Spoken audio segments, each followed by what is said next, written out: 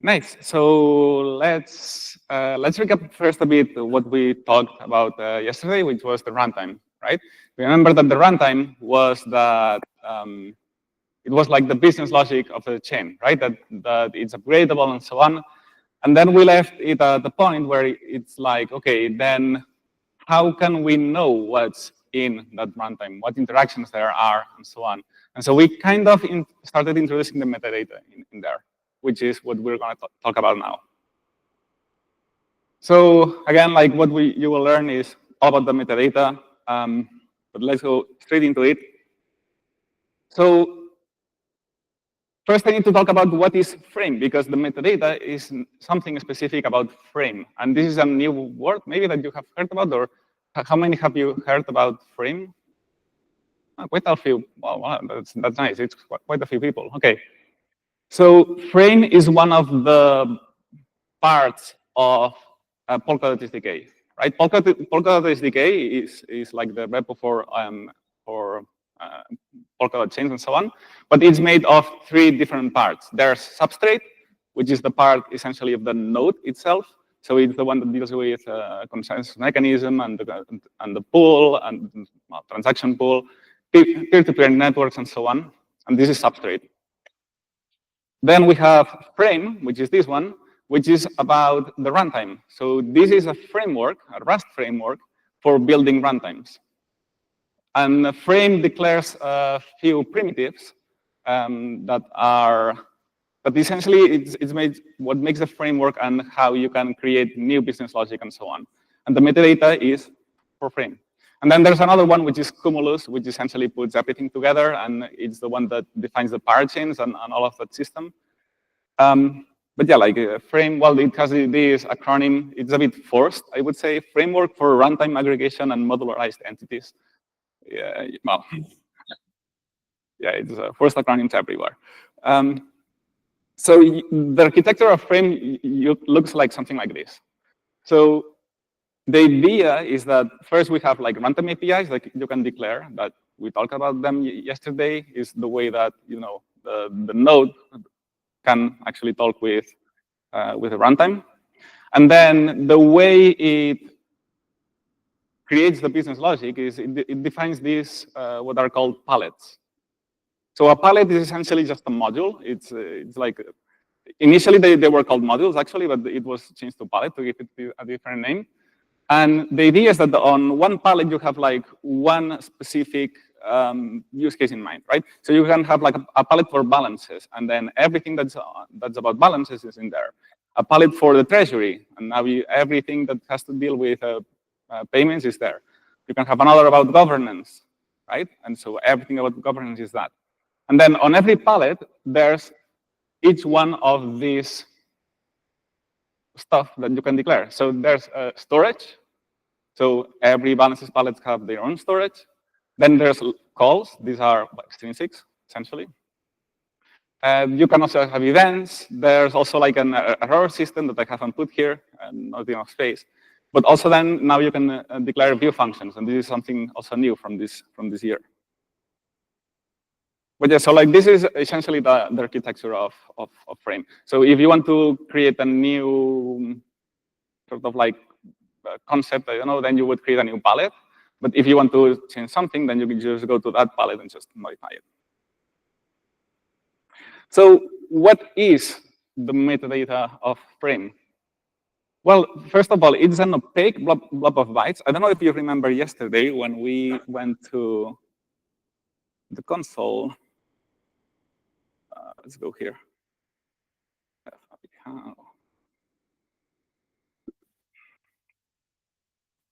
Now I go to runtime calls and I ask for the metadata.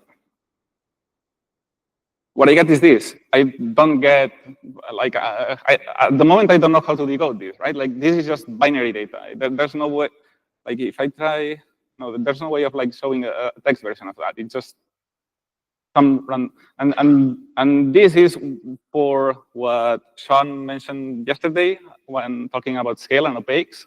So this is so that you can have the metadata as a type that is just a vector of U8s. right? So every time that the metadata changes, you don't have breaking changes on your thing, and then you can just like decode the whole thing without, like skip through the whole thing without having to decode it. But essentially, it's this. So it's the necessary context of a runtime, so that you can actually interact with that runtime. Okay, and it also has documentations, and we will go through that. So why is it actually useful? So one of it is because when you want to integrate and with a blockchain, you need to know how to interact with it, right?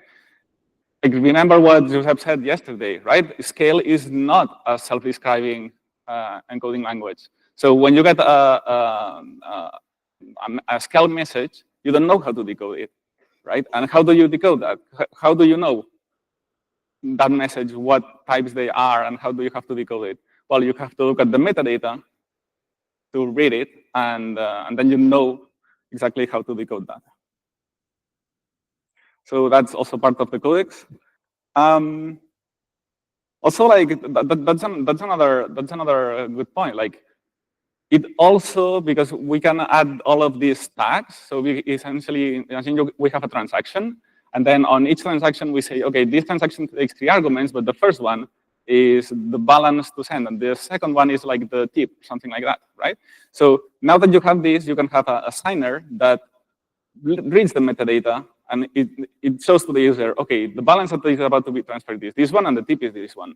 Otherwise, it wouldn't be able to say, well, the first argument is the tip, and the second one is the thing. Then we also have docs for the chain. So, tooling like DevTools that we seen yesterday can show the docs. And this other point, this has to do with the other tool that I showed yesterday, that was diff-papi-how, right? That you can see actually between 2 different runtimes what has changed, and then see whether a change is compatible or not, or to which degree. So how does it work? We will see it a bit later, but essentially this is being auto-generated by Frame. So on Frame, when you declare a storage or a transaction or so on, you use a specific macro, and that macro registers that as a transaction, but also hooks everything under the hood so that the metadata that is generated is through that.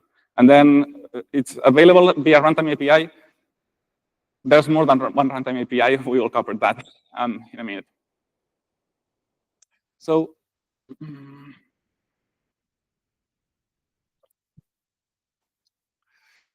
what do we have in it? Maybe first I'll just show it here in the slides, and then I'll show like a real version of the metadata. I think because then I think it will be a bit easier to see. So the most important part, I would say, of the metadata is this, what's called the type registry. So the type registry essentially is a normalized structure of every single type that's being used by that chain. I think I have it here, yeah. So the codec is a bit big, but it's a bit simple. So the codec is this one. And essentially, like, you know what the normalized data structure is? How many people know? One, I see the back. Okay, so when you have like a data structure that is like complex and is deeply nested, something that you can do with it is called normalize it. So when you normalize a data structure, is that everything that's nested in there, you can sort of take it out and use IDs so that they are linked together. And now, instead of having like one deeply nested data structure, now you have like a flat list of each one of the types and see how every type communicates with each other. So if I have a struct of a tuple of 3 primitives, I don't have a type that's like deeply nested. I just have a struct of this other type, right? And then there's essentially a link to an. We will see an example of that. But essentially, like, this is what defines each one of these, right? So we have a vector, so it's like all of the registry, every single one of them, and then each one of them is essentially a struct that has these properties. It has an ID, which is a compact number. It has a path and params. This is sort of part of the docs, if you will. So path essentially is just like, well, the type is in this path in the file system of Polkadot SDK, essentially. Well, it's like the module path of Rust. And the parameters is if this type had generics, then the generic types of that were these strings, essentially. And then you have the definition. And the definition, it's what tells you this type is, it's a primitive, for instance. So we have it here, right? So this type, and it will tell you is of what type. Well, it's a U8, it's a U16, it's a U128, it's all of that, right? We also have a compact here, and we have other types, like we also have tuple, array, sequence. So I don't know how to go about this, but so we have a sequence and array here. Anyone can guess what sequence and array are, or what's the difference between them?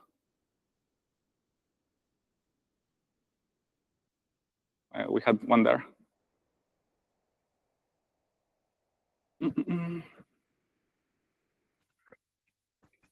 That array is of fixed length? Yeah, maybe. Yeah, exactly. This essentially comes from Rust. So in Rust, arrays are fixed length. And then if you want something that's variable length, then you have a vector, right? And so a sequence, then it's like a vector of this ID. So when you see compact here, so this is what actually is referring to the other side. So this is saying, okay, this type, the type of this ID is a vector of this other type, which has this other ID, right? And if we have an array, then it will tell you this type is an array of length, this length, and the type is going to be that other ID, right? And if we have a tuple, then it will be just a vector of each one of the IDs. So essentially, like this is how they communicate with each other. And then docs we have just a string of that specific field. And that's essentially it. So maybe I can show it now a bit more live. So in here, instead of like trying to decode this, I'll go to metadata, and I have it here in JSON format.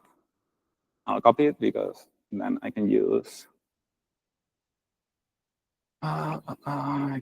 this, and we can navigate. We need zoom.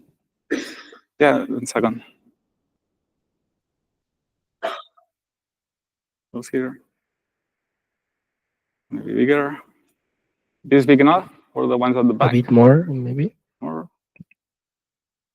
Yeah.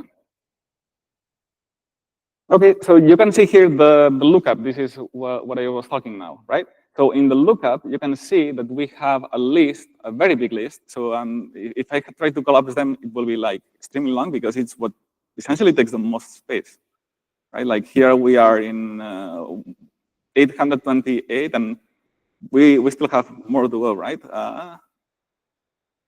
No, now here we are with palettes. But you can see that we have quite a long list of types that's in here. And if we look at each one of them, we see all of these properties that I have defined before. That's defined by that specific codec, right? So this, the first one, it's ID 0. And now we have the path. So it's tells us it's in the module SPCore crypto account ID 32. So by the path, we can more or less understand that this is now account ID 32. This told us. And params, it doesn't have any generic, so that's fine. And then the definition is a composite of this. What is a composite? I have not introduced this. So a composite is the word that the metadata has for anything that's an aggregation of stuff. So structs and tuples essentially, they are composites. Okay, so this is telling us this is a struct or a tuple that has one element. So, and the type of this element is on number 1. Now, type name that we have here is also it's also to give us a bit more information of what that might be, but it's not standardized. So this is why we have here as a string of U832. But if we go to here and see like type 1, and we look at now for type 1, which is the next one, we see that this is another type that doesn't have any path, because it's not defined as a singular type in any of Rust. But now the definition, we see that it's an array where the length of this array is 32, and the type of this array is ID2. So I go to ID2. What's ID2? So on ID2, I also see that there's no, but the definition, it tells me that it's a primitive, and the type is of U8. So now if we read this, is okay, an account ID32, it's a tuple, and this is a bit foreshadowing. I think it's called like something that I'm going to say later. But we can see that account ID32 is the tuple of only one element, and this element is an array of U8s of 32 bytes. And this makes sense, right? Like an account ID in Polkadot is like this length. But now let's see if we can find another. Oh, yes.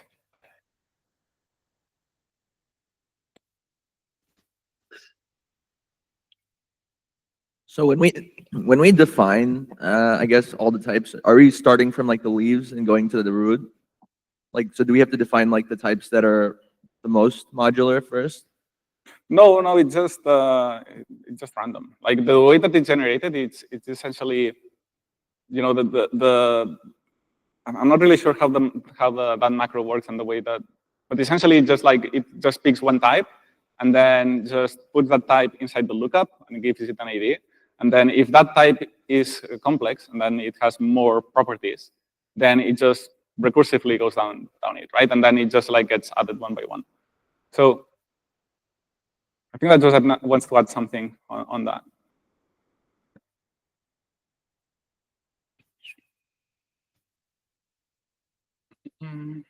No, I just wanted to point out that sorry, Victor's answer is correct, but like that was a really good question, and it relates. I just wanted to say that it relates with something that it's really cool that we can do with this lookup, which is that because it has this data structure that it's normalized, we can actually find the leaves, and we can build a binary Merkle tree and create a Merkleized proof, which can be very useful in the future. I don't know if Victor was going to explain that later, but like keep this idea in mind because there are in fact some leaves here. So there's a hierarchy, and there are some types that are kind of below. And it is like I just want to say it is a good question. Keep that in mind because even if it's not here, you can actually compute it, and it is very useful to do so later on. So yeah, sorry. That was good. There was another, yeah. Can I ask? I have a couple of questions. The first one is related to the JSON file we are seeing now. What would be the mandatory field? Because I see, for example, like I was expecting the type field to be mandatory, to be there in every like JSON, like in every object, but it's not there. This is what I noticed so far. And like how the DAB or the wallet or whatever, like in the front end, will be able like to handle missing some field like type, which this is how I can have some kind of description about the data. Yeah, this is one of the trade-offs of metadata.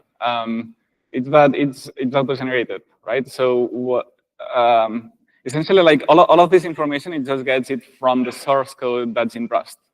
Yeah, right? but So, like Rust has types, so why don't see some? I think if we scroll down a bit, we will see some without types. Yeah, exactly. Because the Rust code for this specific type doesn't have any path, doesn't have any parameters, doesn't have any docs. Yeah. And Yeah, like scroll and on down, here, like the next object, you'll see like there is no type even. Like, yeah, this one. There is no type. no. But why doesn't this one have a type? Because this is a primitive, right? And if it's a primitive, it's telling you the primitive is of U8, and we have ended here. Like if it had like another type link, then so if we go back to the codex, sorry, you can see that the definition is an enum of all of these possible things. And depending of which one you have, then you will have one property or the other. So this is why on this one, because this is an array, the array has a type because it's an array of this other type, right?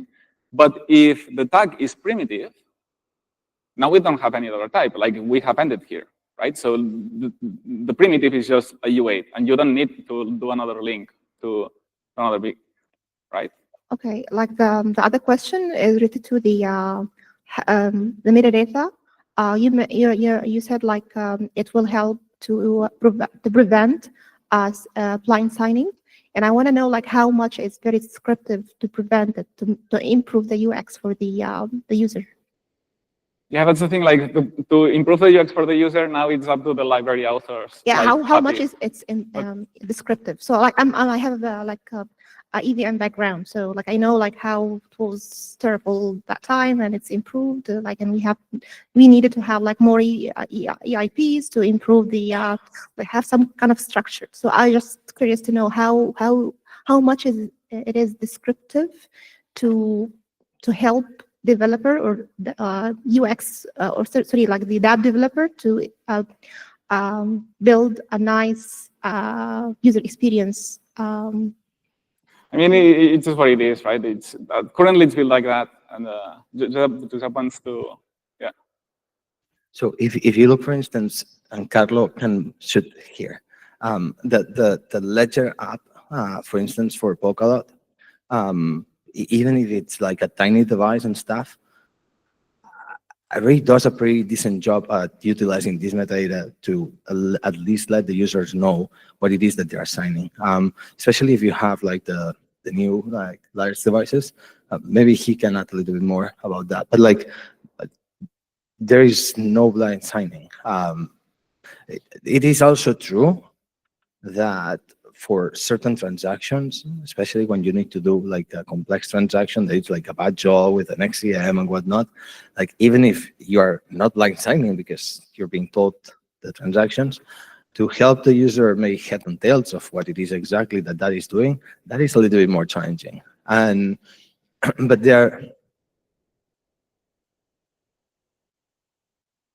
Oh yeah. The user will have the name of the function it's calling. It's going to have the arguments. It's going to have the batch. It's going to have like everything. Actually, like Victor, can we 1 second go to the Puppy Dev tools 1 moment and show what we can like. I was thinking maybe to go to the instead of the JSON to navigate like the metadata through the exactly through the going to palettes and so as you can see like I don't know like balances taking like how we internally I mean this is for the dev tool, but I hope that you can see that from this, or like if you think about it, right, like all the types of Puppy are actually created from the metadata. Well, I'm getting ahead of myself because he's going to be explaining all that stuff. Exactly. But you can actually do a lot with this. And there are some solutions like Talisman, for instance, they have taken like a wallet, they have taken this 1 step farther, and they recognize some complex transactions thanks to the metadata, and they explain to the user exactly what it is that this XCM is doing. And so it is quite powerful. It could be even better, but like it is quite powerful, yes. Yeah, sorry. Yeah. Oh. So let's continue. Yeah, I was going to cover a bit this because I think that this is a great tool. However, a bit of a disclaimer, like this is like the initial version that I actually programmed it. But so it's a bit rough. it's very, very improbable. If someone has time for it, then contributions are welcome as always. But so in here, what we have like essentially is just like this JSON over here, but instead of a JSON format, it's a UI. So what we have seen now is the lookup itself. So I can go to lookup, and what this lets me is like put any number that I want here. Like I want to know about type 30. Oh, and well, because you see, like this is now a bit buggy. Actually, let me appearance. I want to. Is it readable still in dark mode? Yeah. Just a bit of zoom, Maybe zoom. and Yeah. it will be perfect. Yeah. Yeah. That Now it's looks better. Yeah. So if I want like 300, type 300, I have it here. Okay. And now we can see that this type 300 is a composite. So at the moment, we don't know if it's going to be a vector or a tuple or, a tuple or a struct. We see here the path that is probably bounded vector, and it just has one element, which is ID 108, and doesn't have any name. So it means that this is a tuple of one element. And this ID, I can expand, and I see that this is a sequence of a sequence of U8s. So, and now maybe we can try to think if a bounded vector doesn't make sense, that it's a sequence of U8. And in theory, it should, because this is probably a bounded vector of binary, right? So this is why we have like this, this kind of nesting. But also, we have circular data structures. So if I come here and I look for XCM junction, so this is a very complex type. This is like a massive type where you can. So you see that this is type 59.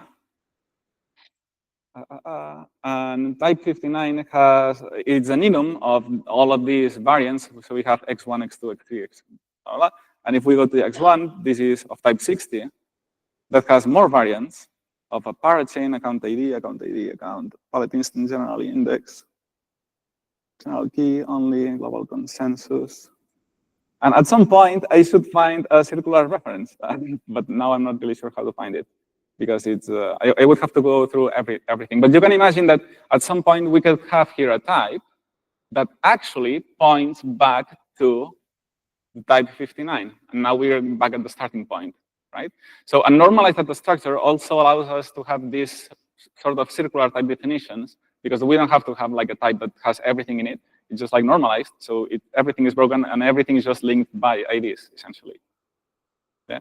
But the ID is not defined anywhere in Rust code. It's actually being generated with these macros and everything that generate the metadata. So Yeah, we take one question.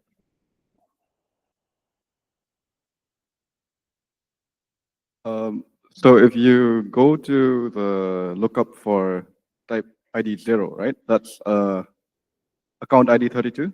which one? Like the very first lookup type, that's account ID 32, right? Yes. Yeah. So in that one, when you look at the definition, there's a type name field. Yeah. Like this is what I have seen before in this one. We have here a type name, yeah. Yeah. Like the actual type here is like the Rust Yes. wrapper type pattern, right? Where Yes. you're wrapping it into the tuple of Yes. UA32. But then is the type name like some sort of documentation that you can say that you can? It's sort of Convert? documentation. Like you have to think it about as documentation. So in here, you cannot have any guarantee of it's going to have this specific format. You know, it's essentially like this is taken straight from the code in Rust. You know, so it can change at any time, and you really maybe you can build a Rust parser that just parses this type, but the type might not even be there essentially, because this is just to help and give a bit more information of what this type was about. Okay. So it's more or less the same as path, right? The path is the module in Rust that is referencing. But you know, maybe someone makes an update, and now essentially this type that was an account ID 32, now it doesn't have a path. Just as you know, so you see that this account ID 32 is a composite of type 1, and this type 1 doesn't have a path because it's not exported from one of the Rust modules, right? So it could be that the refactor later. So what is to say here is that there are some parameters here that you cannot take for granted that they will not change between one runtime upgrade and the other one. Because as it's being auto-generated from the Rust code, it's one of the trade-offs. This is a negative, but at the same time, it's also a positive that every time that you make a change on Rust code, you don't have to go manually and edit the metadata. It's being handled for you. But now you have this trade-off, which is like, well, but this means that if I change something on Rust, it could potentially, especially like if someone is using, I don't know, for this XCM junction, junction. Here we have even like a type name, but you see like, for instance, X2 has a type name, which is junction and type name, well, because both of them are type 60, but I was looking for in the path, and I'm not really sure how to find actually one in a path. But yeah, like there's one which is a path, and then it's like junction, and you could have a tab that's like, oh, I'm gonna find the path name that has this junction in it, and now you're lost, right? Because you have changed something on Rust, and now everything is broken, essentially. So you have to be a bit careful with that. Yeah. Nice. I don't know where was I now. Let's just continue. So we have the type registry on the metadata. It declares every type.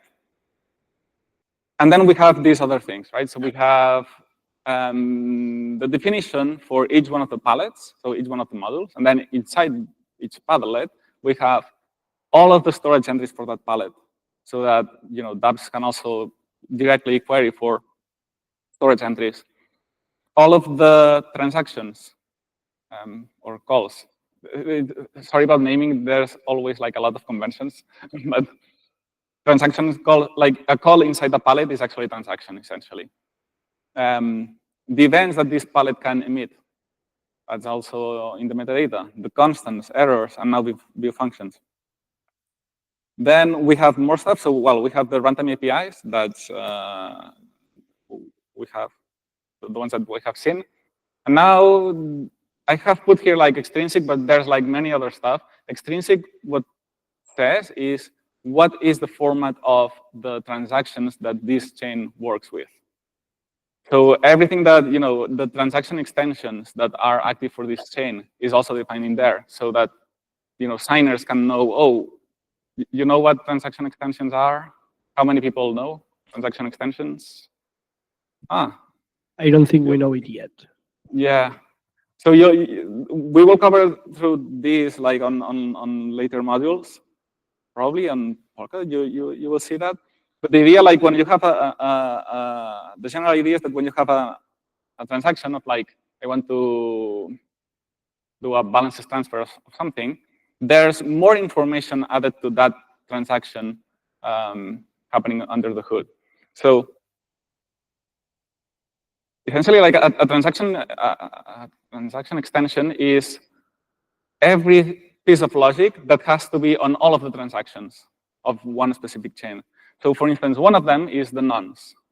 So there's a concept called a nonce in blockchain that prevents replay attacks, and I will cover about this. But the idea is that when you create a transaction of balances transfer, I'm going to give 50 euros to this other person, I have signed this message, right? So there needs to be a mechanism that when I send this message to the chain, no one else can just copy whatever I have sent and replay it, because otherwise they can just like keep stealing money from me, right? I have paid 50 euros, and now someone is just repeating this transaction for me because it's like the same blob of message and it's just repeating it, and now my account is being drained 50 euros at a time. So the way that this is solved in Polkadot is we have a nonce on every account that is just a number, right? And every time I make a transaction, I need to give this nonce. And when the transaction is executed, the nonce increments by 1. So if someone was to copy my transaction that is being signed, it will be signed with the previous nonce. So when the chain receives it, it will say like, no, like this transaction is repeated, like this transaction is not valid. So this nonce is a transaction extension, right? And so in the extrinsic part of the metadata, we have a definition that says this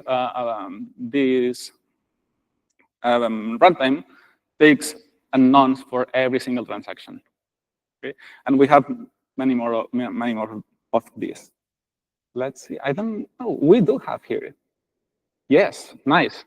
So you can see here on extrinsic, we have a bunch of information. So we have a call, and it's like, this is funny. So type call is every single call that is available for this. Like all of the transactions are in here, essentially. So you see, like type call is an enum of the palette. So we have system, scheduler, pre-image, bait, timestamp. All of these are palettes. And if I go to system, this is the call of system. And we can see here that there is a remark. And this remark takes and this remark, sorry, it's essentially just takes a vector of U8. So it's essentially just a string. But what else we have here? We have the signature, and it's also which kind of signature this chain accepts. So we have 80.25519 SR and this. The type of the address, so it tells us which kind of account IDs it accepts and all of that. And sign extensions. So we have here checknonce is the one I have talked about. And again, like in here, we have like the definition of like what are the parameters that you need to pass to the nonce. And like this additional signed is also not another parameter that you need. But we will cover this in the dApp track, and probably in the protocol track, they also have something about, yeah, they do, because I have done the protocol track before. So you will go through this a bit deeper when we go onto that. But essentially, like this is how not only dApps, but also designers get to know about what do they need to do with this specific chain. Whoop. So we have talked about what's been good, and also I have said some of the trade-offs that there are. But the biggest one for me is this one, right? Is the one I've said before, is that essentially the metadata is leaking implementational details. We have seen this account ID before on the JSON. So an account ID 32, it's a tuple of one element. Like, why do I need to have a type that's like it's a tuple of one single element? Why don't I just have the element directly, right? And this is because it's how Rust works, right? Like when you want to give a name a type, like this is the account ID type, right? It's in Rust, it's just an array of 32 bytes. But if you want to give a name to this type, what you can do is just create like struct account ID parentheses, which is a tuple of this type. So now you have this type, you have given this type a name, and then you can use it throughout your application without having to copy and paste U832, right? But now what happens is that when this gets translated into the metadata, you receive this thing. So you receive that account ID is now a tuple of just one element, that is an array of U32. So essentially, this is an implementational detail, yeah. And here we have other examples, which is also more about it. So on the referendum vote, if you try to make a dApp that deals with referendums and want to see what people have voted, you would expect to have some sort of like, okay, this vote is from this person, and it has voted with this amount of tokens. And it has voted yes or no, right? You would expect that. But it doesn't really come like this, because in Rust, they have the struct, but then the way that they have to sort of like compact everything and make it minimal. Like that was, thankfully now new stuff, it's not being done like that, but they want to keep the storage as small as possible, which also sort of makes sense.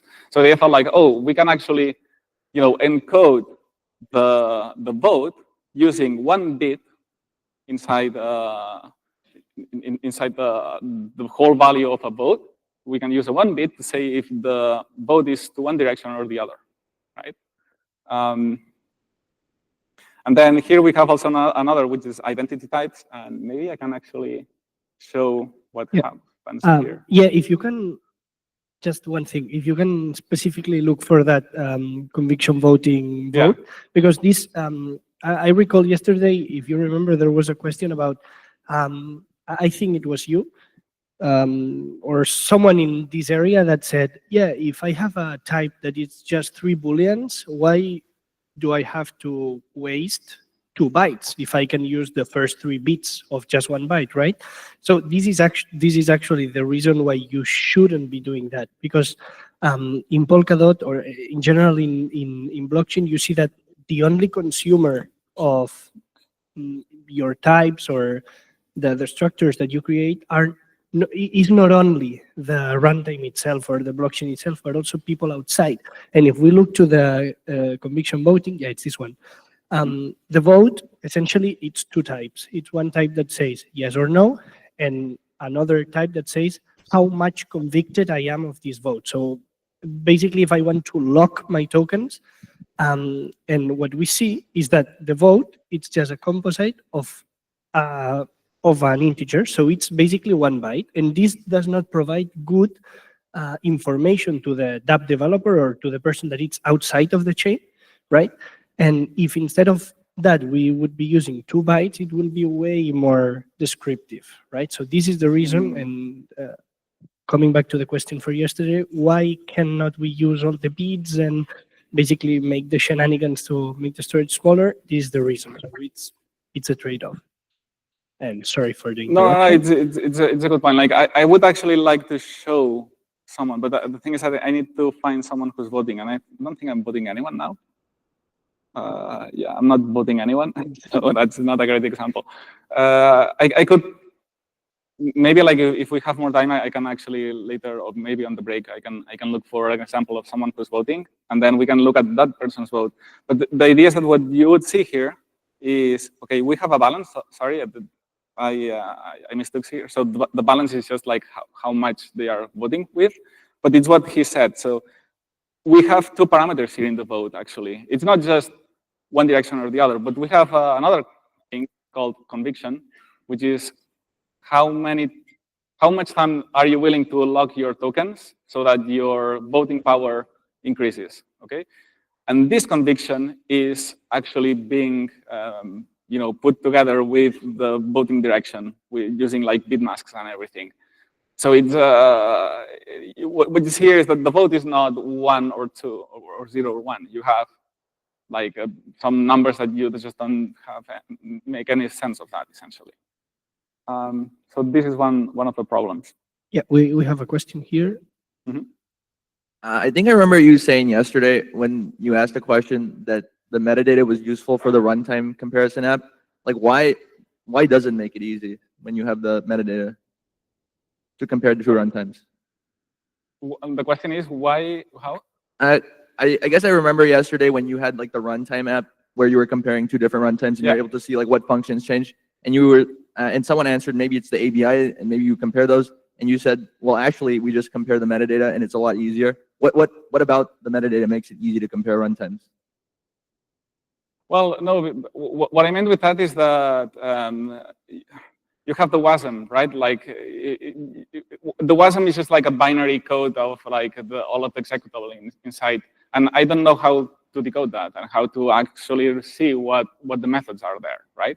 So what the metadata helps with this is that now we have a format, standardized format, where you can see all of the calls and everything, and then you can follow, right? And even like if a type has changed an ID, so now from one version of the runtime to another one, maybe the account vote now is an ID, I don't know, like 328 or whatever.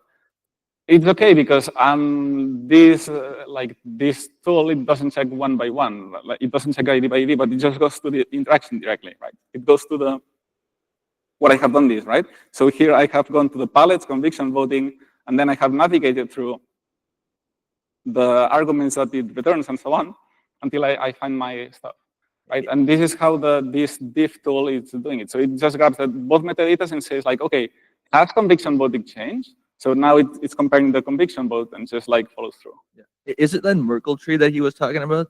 No, the Merkle tree is something Okay. else. Yeah, but we will, yeah. Yeah, basically, if I can add some of that, the Merkle tree that Josep was talking about, basically, so maybe one that comes from the EVM world or other blockchains that have this kind of metadata, like in JSON and kind of things, would say, yeah, but this we also have it in other blockchains. But that is not really true, because the power of these metadata is that imagine that you have a smart contract on Ethereum, right? You compile it, you get the API, and also you generate this metadata in JSON, right? That basically defines all the structures and all the interactions and the documentation, whatever. Okay, that's fine.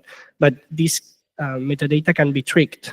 I don't know, I can give you a metadata that says, yeah, this is the contract's metadata, but yeah, actually it's not. I tricked you.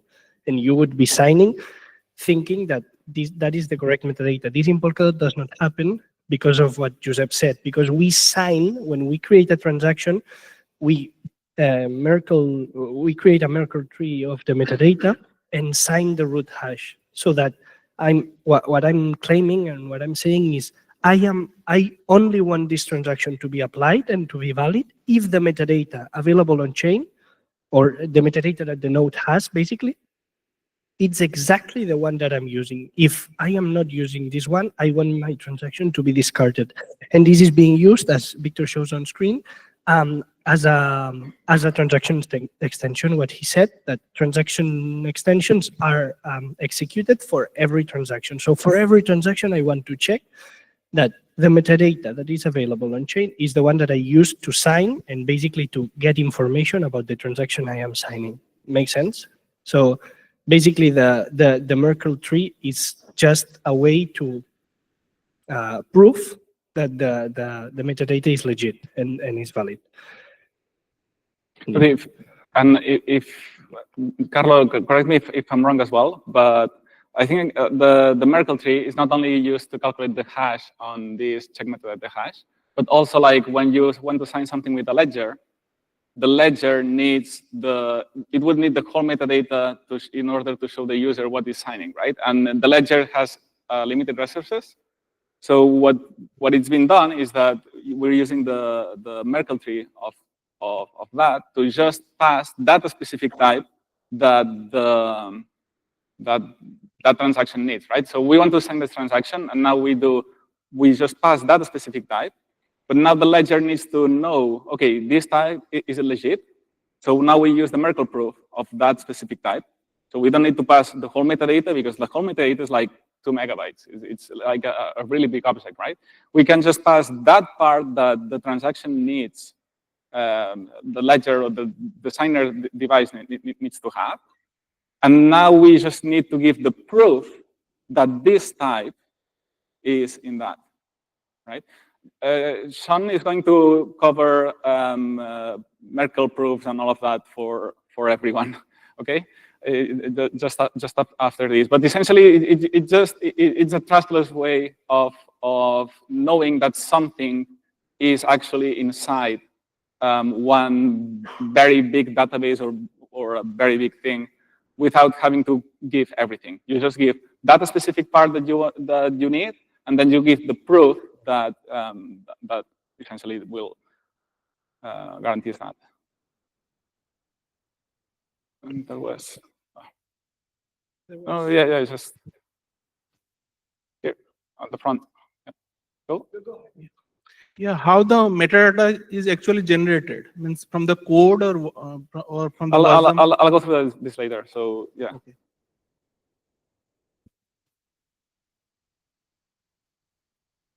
Yeah, go. It's done. Yeah, that question I will answer it later when I go through it. Otherwise, won't have time.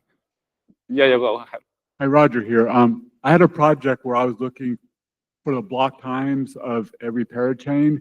And so I noticed in the metadata, some of the parachains had block times in there, but it's only about a third of them. So is there some data that's required in the metadata and some that's optional? Because now, No, like that is specific for one of the palettes. So it's essentially like what he's asking is that in here, so in palettes we also have I don't know, BAPE, we have constants, and then in constants, for instance, we have expected block time, right? So is this the question is this expected to have it? Well, if the block is using this specific palette, which is BAPE in this case, then you will have it, right? Because it's a constant that this specific palette has. But the metadata doesn't really have anything that's that you need to have this specific palette. That's not right. The metadata itself, it doesn't need that. But then, you know, if you have a chain that's using BAPE, then BAPE works with an expected block time on all of that. But if you have a parachain, it will be Aura, which is another one. Okay. Well, then we have a bit more shortcomings, but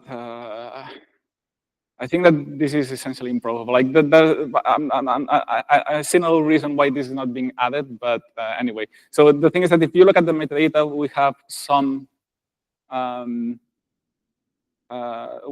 information, very useful information, but then we have other information which also would be useful, but unfortunately is not there, right? So one of these is the native token. So on the metadata, there's no specific point where it tells you the token of this, it's using dot or whatever, right? So you don't have the symbol or any of that. And then a bit what we talked before, right? So when you're building a library or a DApp, at some point you need to do some sort of heuristics to know which type is what, right? So for instance, as a user, when I use an account ID, I usually put my SS58 string, right? It's something that you can sort of read, right? But an account ID in Polkadot, it's just a binary of 32 bytes, which is the public key. But it's not visible, right? My address is the account ID. It's the SS58 string. So for instance, when we have built PAPI, essentially, we need some sort of way of knowing, well, this type is actually an account ID. So instead of asking for a binary data, I can just ask for the SS58 string. So the way that we deal this in PAPI is like, well, if we see that there's an array of, we don't look at the type name, but if we see that a type is an array of U8s, of a 32 array of U8s, and the path has this account ID 32, then it's probably account ID 32. But here we're a bit on the risk side for what I said before, right? If in Rust they change the code and now this becomes old account ID 32, now, our heuristics has been broken essentially. That's a bit the issue. Does that have something to add? Yeah, can you go back one moment to the slide of the shortcomings? So you say where it says that the native token is not a first-class citizen near the symbol there. So there is something ironic here, and I'm saying this not because I want to put Polkadot down or anything, but because hopefully some of you will end up working and maybe you can help improve this because it's a low-hanging fruit thing that hopefully someone will take one day. Is that this is dangerous, right? Because if the symbol and the decimals are not part of the metadata, and now we just said that we are, using this Merkle hash to prove that we are signing what we're signing.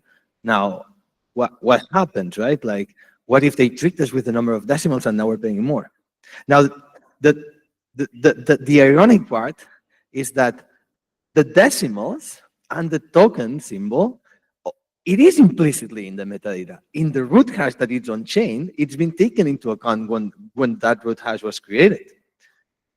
So when you are creating the transaction, if you want to use this signed extension, and you should, it's opt-in. I think Carlo forgot to say that before, but it's opt-in. And if you want to use it, then you should use it. And Papi, our library makes it easy for you to use it. But now you need to make sure that you don't make a mistake, because now you have to pass it yourself, right? Like you need to be like, oh, this is the symbol, and sometimes people make mistakes, and these silly mistakes, well, obviously make things not to work. So if we could introspectively get it, that would be awesome, right? Like, so it's not that it's not on chain, it is on chain. It's just not available through the metadata. Like, I just wanted to make that distinction, right? Like that it is, what I'm trying to explain is that the root metadata hash, right? What I was trying to explain. My point is, like, is it a bug in the frame itself, in the code, or because No. it's, you see, like, it's on chain? Why I'm not able to get it in the metadata? I was about to explain that. So the reason why it's on chain is because when you compile the WASM, right?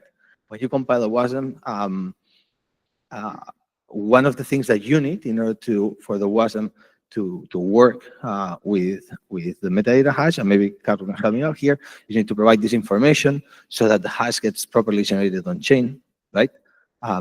So it is so that when they validate the transactions, they validate them correctly against this hash, right? So it is that's why I mean that it's on chain. Like all the nodes, they have access to it, and when the compile was done, it was created, right? So anyways, this is just to say, like, in fact, like I don't want to take more time because I'm hijacking here a little bit, but like afterwards I would like to show, I'll send the link actually, but like there is even a comment from Gavin Woods in the review of RFC 8. Don't ask me why I remember this, but like there's a comment of him saying like, yeah, we should most definitely have this information on chain in the constants. And everyone like, yeah, we should. And like, for some reason, no one has done it. So, like, go champion it and do it. Anyways, that's it. Like, just some motivation here.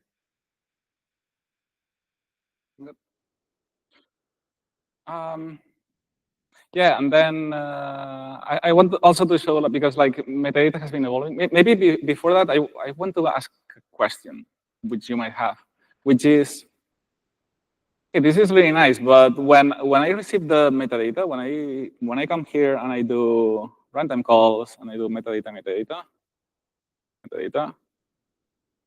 I get this thing. What is this thing? How do I decode it? Like, I can tell you, this is a scale encoding metadata. Now, scale doesn't really have any, it's not self-describing, right? Like, it doesn't have any sort of, I don't know how to decode this metadata. So how do I do that? Well, well, yeah. Hi, Marcin here. And you just show the structure, right? You use the structure to decode this metadata, basically. Yeah. So it's a well-known type, right? It's something that is defined, and it's like, this is the metadata, and now we know it. So essentially, to interact with the chain, we can use the metadata to build the codecs and all of that, which is really nice because we have a lot of types there. But if we want to decode the metadata, we don't have it because it's just, it's a fish that's eating its own tail. I don't know how's that called, or Ouroboros. So we essentially need to hard code it, right? On library authors need to have their own implementation. So and on the way it's defined, it's in here. So I go to Polkadot. Sorry, parity tech. It's not this one, sorry. But this will let me do frame metadata.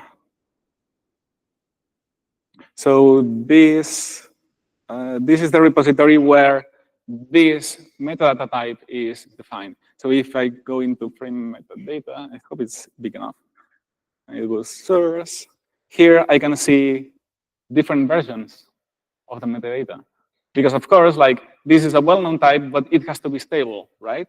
It has to be versioned. So this keeps evolving, so we can add new features and more types. But when we do, we cannot break old tooling, right? So what we do is just like create a new version of that. So if I go to the last version, which is version 16, I have it here.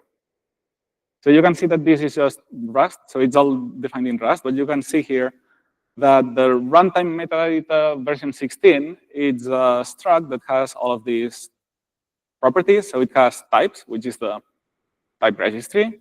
It has the palettes, which is the palette metadata that will have everything that the palette needs and so on. And if I go at the portable registry, I think it's probably, where is it defined? Now I don't find it. Oh, because it's taken from scale info. Because yeah, so because the portable, because the type registry it's defining a scale type, essentially. This is extremely stable, right? So this is actually in another library, but the idea is that on the metadata, like if you know on metadata version 16, the extrinsic format changed, right? Because before we were using signed extensions, and now we're using transaction extensions, which is the same thing but different. So we had to like there had to be some changes here. So this is where these changes apply. And now I have a question. Is there a way where I can find like the formal specification or something, like I don't know, in a text or something like that? Because I don't know Rust and I'm very bad at Rust, so I would like to have a place to. That's a very good question, and unfortunately the answer is no. So like the specification is this one, it's a Rust code, okay? Of course, like this is not just built by someone which is like, oh, I'm just gonna make a new version of the metadata and everyone will just stick to it. Like there's a discussion and everything, so like it's a good process. But we're lacking, you know, a formal document of like this is the metadata and so on. Essentially, like this is what defines the metadata, and now anyone that wants to decode it has to look at this code and implement it with their own. And here you can see that it's using some derived macros with encode and decode and serialize. And this is actually encoding and decoding into scale. And this comes essentially from this scale info library that just like encodes and decodes structs in Rust. But in fact, in Polkadot API, we use our own version. And we essentially have just that codec defined there, which is hard-coded. So if I go back to here, if I do metadata, this was essentially like the first time that metadata was becoming useful. So we had this runtime API called metadata that gave us the metadata. But it's only metadata version 14. You know, when we made the switch from version 14 to version 15, it was decided that, you know, we should not break existing tooling by changing this method. So this method always returns metadata 14. So we have metadata versions.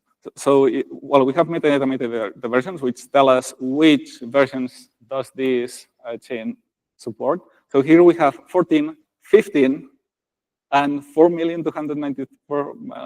So why is that? Well, it's because like this is metadata 16, but there's a bit set on the very end to say that it's unstable. So it's like trying, and it's a bit, but I can tell you that it's fine. It's working just fine at the moment. Okay, but yeah, like the reason that this is a big number is if you look this in binary. And, yeah, it's U32 max. So it's yeah. It's yeah, exactly. Yeah. Sorry, I wanted to hide everything so I don't have this much noise. Now I can do it big. But you can see that it's just the maximum value of U32. That is just telling like, well, this is something unstable, but what this means is essentially it's like version 16. It's being supported at the moment. So you can do metadata version, and then, you know, I can do version 14. And I get the version 14 metadata. I can do version 15. And I'm not sure now if version 16 is the max or if it's No, it's the maximum value. I would have to put it here. But in here, I received the different types of metadata with the different versions, essentially. So how?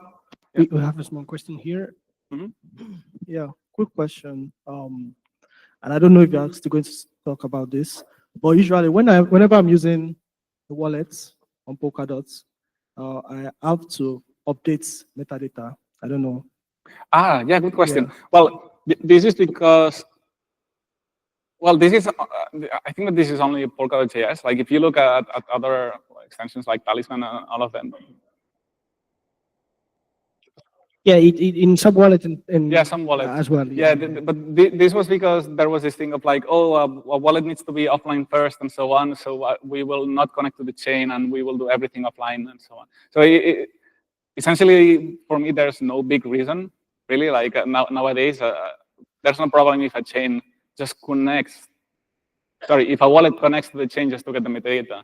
That's for me, this would be better. But the way that Polkadot.js wallet is architected currently is that it's completely offline first. So if you want to have the latest metadata, you have to update it manually. But yeah. Basically, what happened is that this was the solution found before this Merkle tree that we talked about, right? So before the metadata was not being signed. So if you couldn't trust the metadata that was coming from an RPC or whatever. So what these wallets were doing, what he's referring is that sometimes when you enter an app in the Polkadot ecosystem, it recommends you to update the metadata in your wallet, and this, if you are not familiar, it's very weird because what is the app saying, right? But this was the solution found before signing the metadata. What was being done is like, yeah, since I cannot trust, I'm just leaving this responsibility to the user. So I'm letting the user decide if they trust or they don't the specific tab that will update the metadata. So it's basically a shitty, if I can say it with these words, it's a shitty solution. The available now, which is signing the metadata, is way better. Yeah. Anyway, so how it evolved? Like I have talked about these versions and so on, right?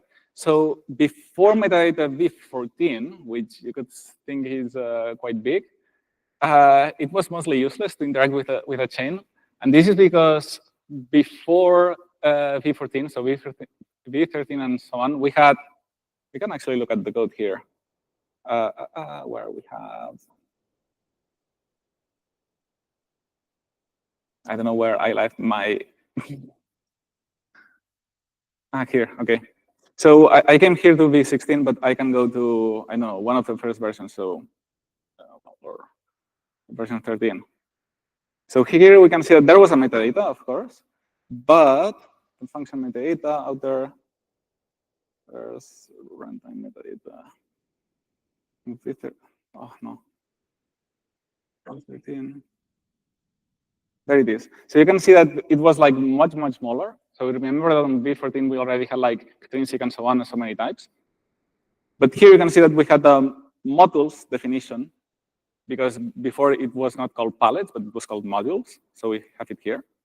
And the module metadata we can follow through.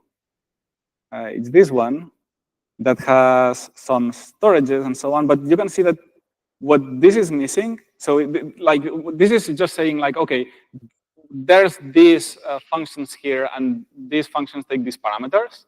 But if we look at the types of the parameters, so I don't know, I go to calls and I have function metadata.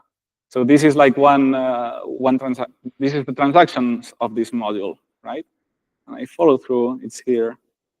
So you can see that it takes a name. Okay, I have for each one of the transactions, I have their name. And then for the arguments, I have function argument metadata that has a name, and then it has a type. But this type, it's a string. Decode different string. Well, this is to encode the string differently and whatnot. But what happens here is that, okay, we have, okay, I have the metadata of this chain, but it's telling me that there are these functions. And I see that this argument is of this type, but this type is a string. And it can be anything, right? And of course, it's not like the wholly nested that has everything in it, right? It was just like, well, this just takes an account ID 32. And now, if you want to interact with this chain, you need to know what an account ID 32 is, which, well, it's easy. But now imagine that this function is taking an XCM message. It's like, well, what's an XCM message? I have no clue, right? I have no definition of what that is, right? So then we had the version 14, which here it puts like self-describing. What I mean by self-describing is that now every single method has all of the types in it. But not only that, but it's actually, you could actually build a metadata that describes itself, right? That describes how this metadata is encoded, because it's all scale types and everything is encoded the same way. We don't have it because we don't need it, because from the blockchain perspective, a metadata is just an opaque blob of bytes, so it doesn't really know. But you could potentially have it if you want, right? We had a complete type registry, and then we had this runtime API, metadata to get the thing. Then on version 15, we added runtime APIs. So before, runtime APIs were also well known, so you had to know beforehand what are the signatures of each runtime API and how to call them before doing it. So, but on V15, we added runtime APIs. Then we have this, what is called outer enums. And this is what I've seen before here. So if I go back to metadata, and I go here, outer enums, here we have call, events, error. So this is also part of, is defined the metadata, and this is essentially every single transaction that is in this. So before we had like a palette, right? So actually, let's do it through here. Yeah. So we have the lookup, and then from each one of the palettes, we have palette. This is a system palette, and oh, I cannot collapse it.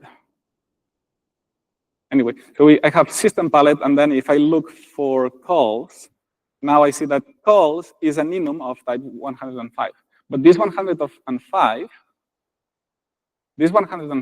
is actually for the calls only for system, right?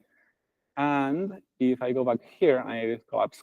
We have APIs, outer enums. Now we have here another type of outer enums, which is call. And this is every single call that's in this chain, right? And the same for events and errors. So if I go to type 104, and I'll go through the PAPI console, metadata lookup 104. So you can see that this is of type runtime call, and then this one has each one of the palettes individually. Well, it's essentially just a different way of organizing things, but this way you can have a list of everything without having to go to each palette individually and then parsing it from there. And yeah, and then also we added the extrinsic. So on the version 14, we had like a very basic extrinsic definition of how that works.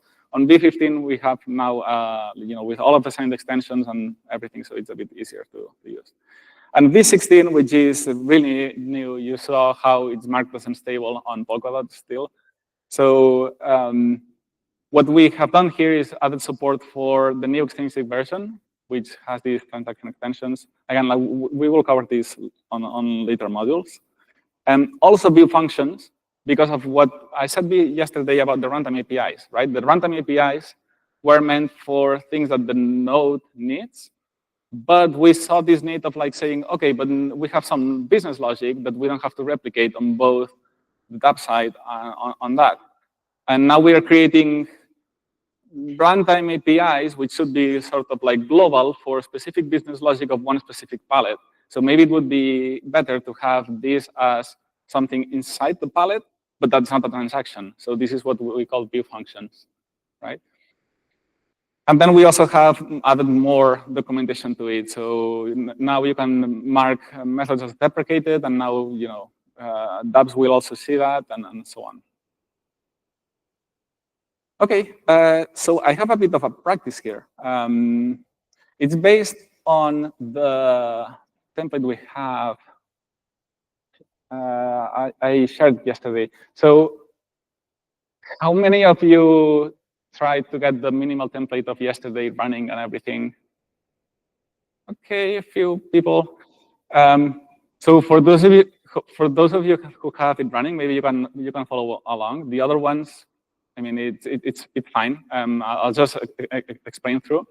And of course, like all of the code that I'm writing, it will be available in GitHub as well. Okay, so you don't need to stress about it.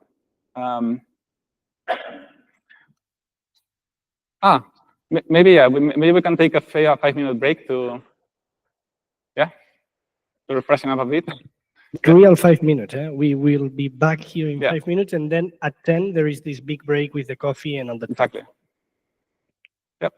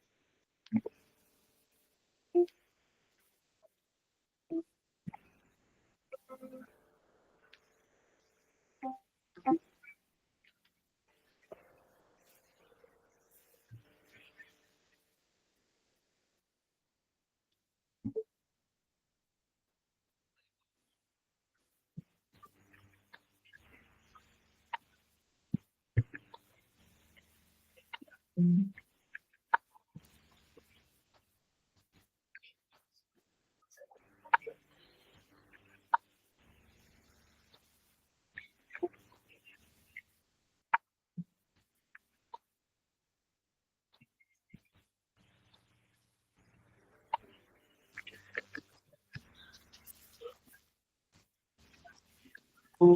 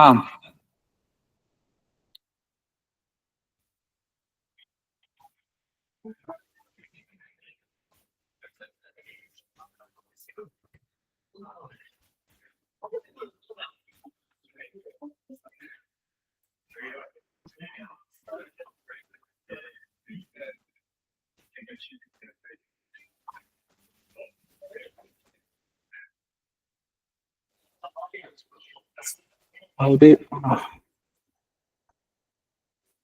text and data first. Okay. So I'm sharing.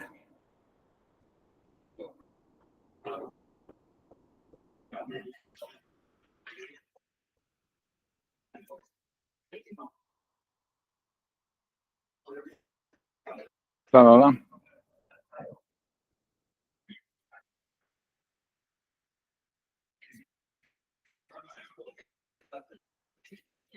Okay, let's continue.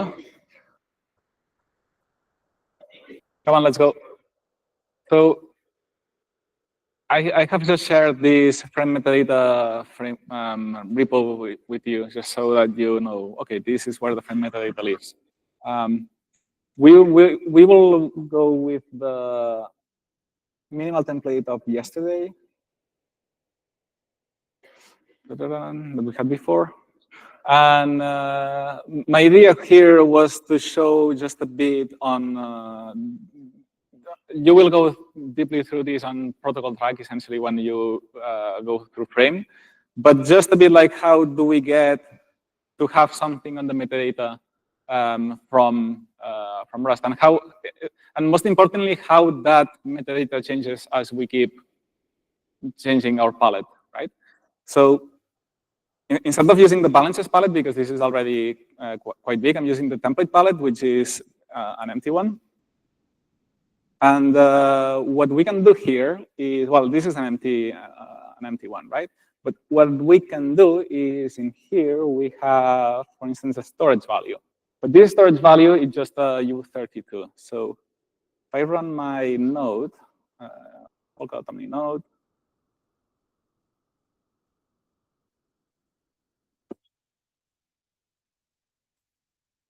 is this big enough for the ones at the back? I made it a bit smaller because otherwise I can see too many lines and I get a bit annoyed at that. It's perfect. Okay, nice. So I can go to here, localhost 9944. Okay, so if I come here and I go to palettes, I have my template palette. And now here I have just one storage entry, which is of type 4, and this 4 is a primitive of U32. Okay, this is quite simple, but let's now have something that it's a bit more complex, right? So what we can do here is have another struct. So I'm gonna have a struct. I'm gonna call it different props, just to have like something that I can play with. And this is going to have a primitive, just primitive, which is a U32. And then I have a primitive tuple, which is I don't know, a U128 and U64. And then let's do a compact. And this is going to be a compact of U64. So to make a compact, like, because if I do this, then how does Rust know if this is a compact? It's not using just the field name. So I need to use a macro to tell it, well, this is actually compact. So I'm using a macro to tell the frame that, you know, in the metadata, and also the way this has to be encoded and so on, this has to be encoded as a compact instead of a U64. And now here in my storage value, I can say that this value is now a different prop thing. And now if I save this, it will start complaining after a bit, because I need to import this, and I don't have, this is going to be funny. Where I have this, usually InstallLicense would help me, but it's not really helping me here for some reason. You will go through this pain a lot on the protocol track. You will see that. What I was looking for was another one. I'm just going to put this here, because now it's going to complain that I'm missing some derived stuff, which is actually encode, decode, max encoded length. This is one of these things that when you have it, then you can just copy and paste it everywhere. This should actually work now. And I'm not really sure why this derived macro is not suggesting me where to import it from, and I'm not a machine, so I don't remember where to import it. So I'm sorry that I cannot share how compacts are actually declared. I would need to see, maybe I have it in here. Let's see. Balances. It doesn't compact. Oh, look, it's there.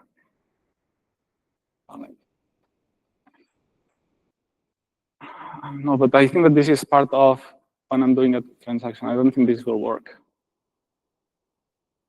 No, it's not working. Sorry, this part I'm missing a bit. So this is not a compact. This is Let's do some string, which is going to be a vector of U8. Vector of U8. Okay. Now I can build this. Oh yeah, because we are not using, because frame is being compiled to WASM, WASM cannot use standard. So this vector needs to be imported from another place, which I don't remember, and Yeah, it's from alloc. From alloc. From? Alloc. A-L-L-O-C. Oh, thank you. Yeah, I think it's alloc, 2 points, like colon, and There. yeah, and vec. Yeah, there you have it. Yeah, there it is. You know, it's way easier if you just copy paste everything. This is the pain of Rust. Yes. Basically. Now. And now this should be working.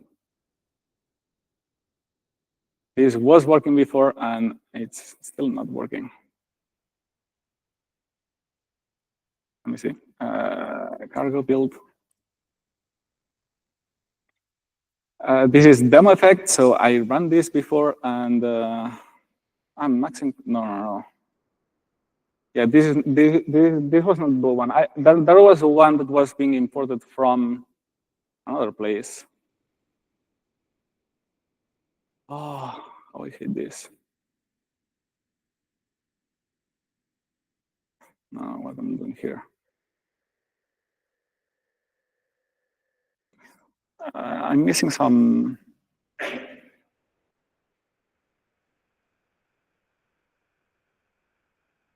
Just.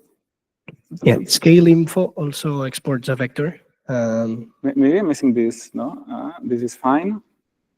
Sorry. That scale info also exports a vector. Yeah, I think it was that one then, the one I used. I'm sure if it. Scale info. No. Yeah, prelude. Where? Prelude. Yeah. And inside that, vec. And inside Thank that, you. vec. Yeah, it was this one, the There one I you have used. Thank you very much. And this should actually work now. And it's still not working. Why is it using std? No. Hello. Maybe. I think I know. I'm so sorry, everyone. I'm extremely confused right now. I'm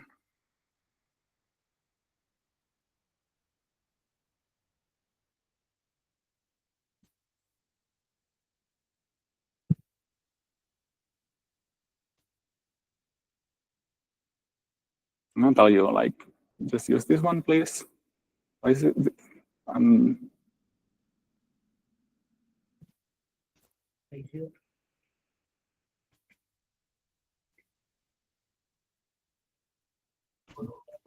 I don't think you can build a type anymore if that's using compact without having the max encoded length attribute. I couldn't understand you, sorry. You'll have to put max encoded length attribute macro in the derive macro, because if you're using compact, it will not build. If I do use what, sorry? The max encoded length attribute on the type. Yeah, in the derive macro, you'll have to include max encoded length as well.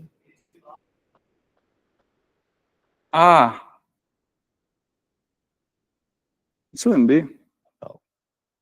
So, okay, what you're saying is that it was probably this one, right? That is missing. But then, no, this is not. 1 second. So I had this. I had done this before, and I actually like you already have all of the content here already ready. So I have it here.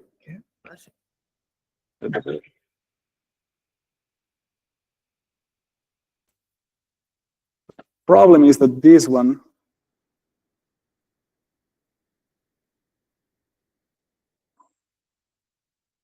now it's for some reason not complaining. Anyway, I can't remember how I did this. I'm really sorry. I'm not a Rust expert, so like I graduated from the PBA in the protocol track last year, and I actually built some of, and I have worked with Frame, but I'm not really sure what's incorrect now specifically from my setup currently. But like I have prepared this this before. And the thing I wanted to show first is a simplified version of this, which was only this. So I have like here an actual tuple, and I don't need this. And then here I have a storage value where the struct is going to be this one, right? That I have the something quite simple, which is I have a primitive tuple with these two types, and now I have a compact. And now something else that I could do here just to show more stuff is now I'm adding a new storage value. So I'm using this macro in here. And this macro is another frame macro that is wiring everything under the hood, and also it's what actually generates the metadata and so on. And now in here, instead of using just the storage value, I'm using the storage map. So this is another frame primitive that I'm telling, instead of having just one value in storage for this, I want to have a map from account ID to a value. So this could be a balance or whatever. So this is U 128. Yeah.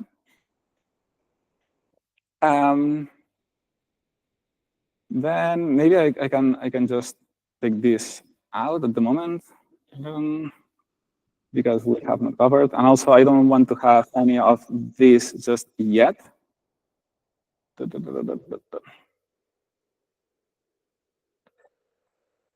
And in lib.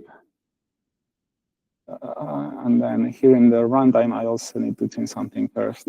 Because I want to cover it like, the thing is that I have it, I had it prepared so that we go little by little, but I had this mishap happening that my linter is not working and it's not importing things from, oh, you see, like, this is the vector I was importing from. And this should work if you use this vector instead. Anyway, so if I go back here and now I build my runtime, now this runtime is compiling with the problems. We have a small question while it compiles. Question? For STD, I think it's enabled because there's default features, right? In the cargo toml for this template. I don't get the question yet. No, I mean earlier when you were looking at why STD was enabled, I think it's enabled because of default features. It could be, yeah.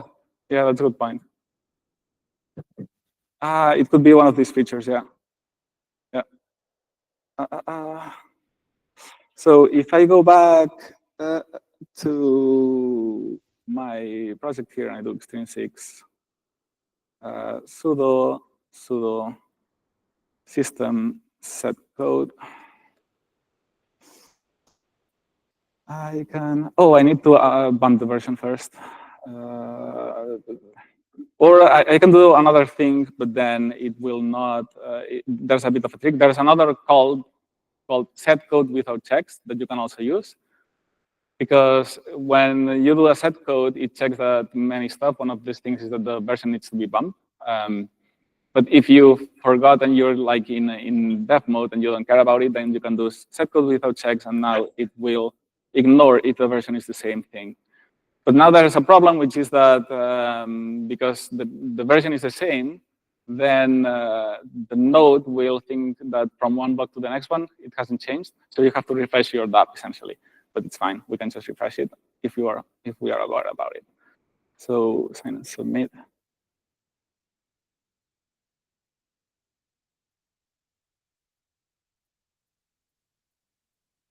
My thing is not loading. Hello. Oh, this demo is not going well today, yeah?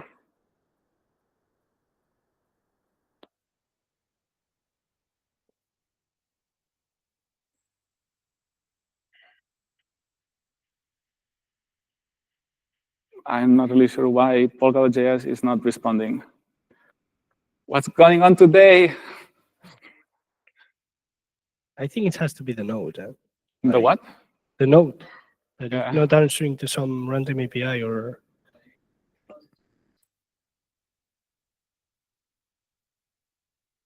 Yeah. Let me, maybe I can just. I killed my Chrome, I'm sorry, so I need to join again. History.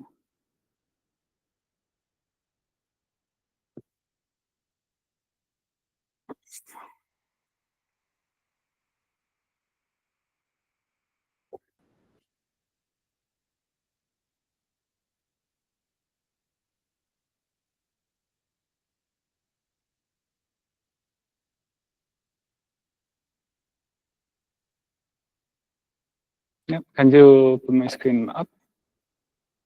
Oh, it's this one, yeah, nice.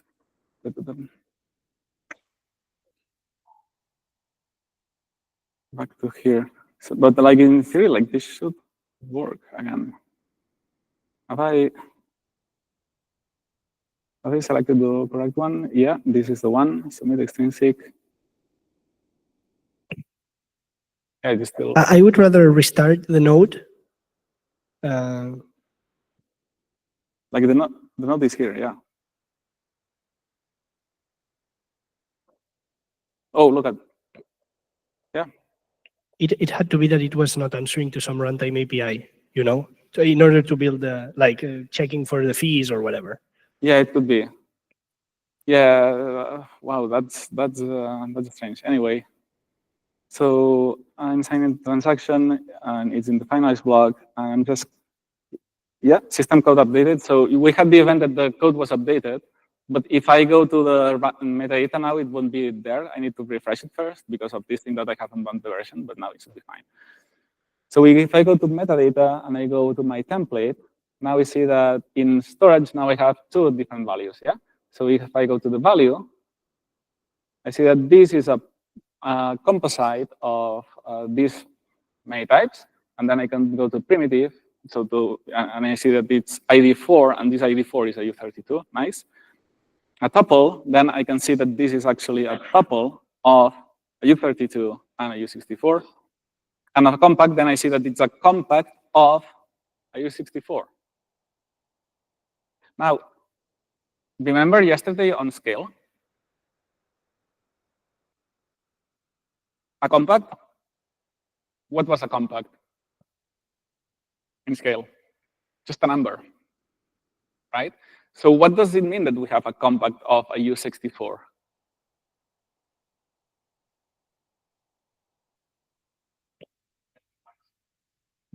Yeah. So someone answered here because there was a mic, but I'm repeating. So it's a compact of, like, the maximum value is going to be a U64, right?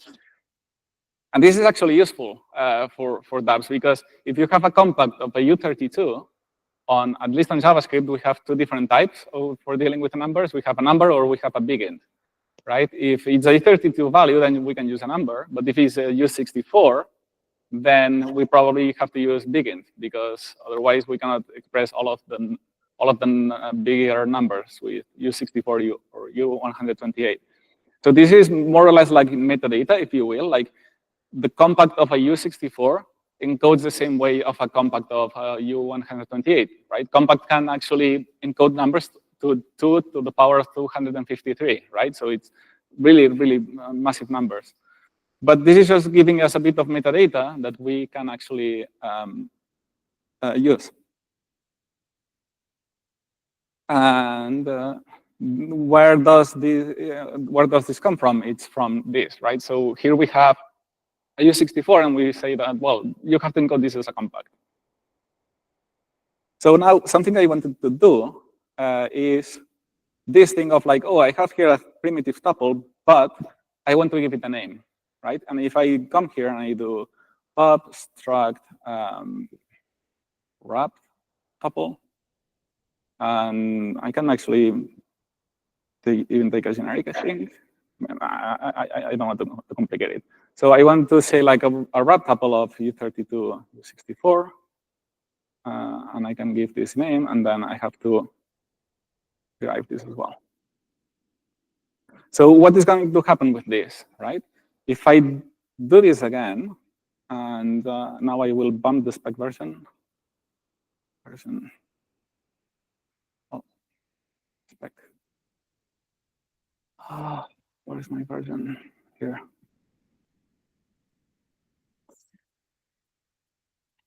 If I build this again and I publish it, then these different probes, I have not changed it, right? I have not changed the logic of this, right? But if I come here and I do another extrinsic and I do sudo system set code, and I pass this thing, which hopefully has been. Oh, come on, really? Why? Oh, this is annoying.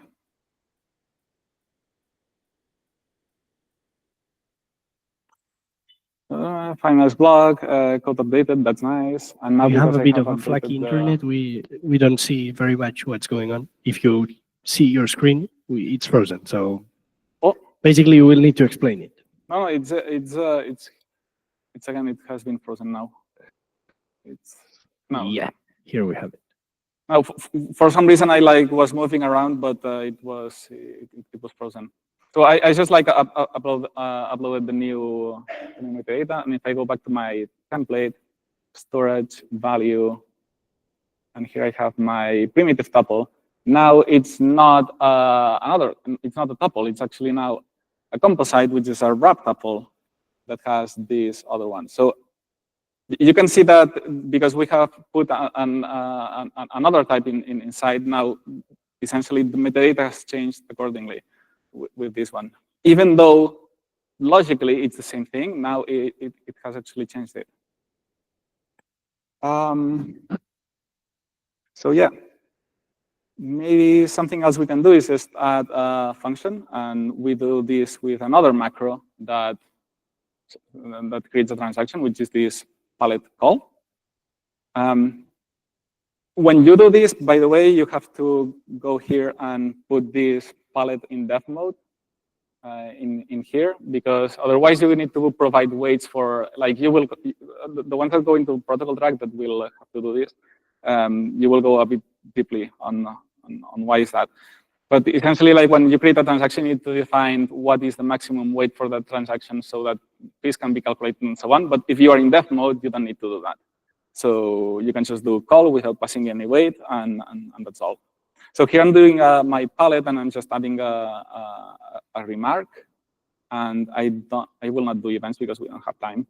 But here, you know, I can actually do this. Why not? So I'm going to do a remark transaction on my palette, but you know this one has to be signed. I don't accept any transaction that's not signed. So I can just do this, and this takes in a remark, which is a vector of U8, and I come here, and again this will get present in the metadata, and I will restart my node again just because Polkadot.js doesn't want to collaborate with me.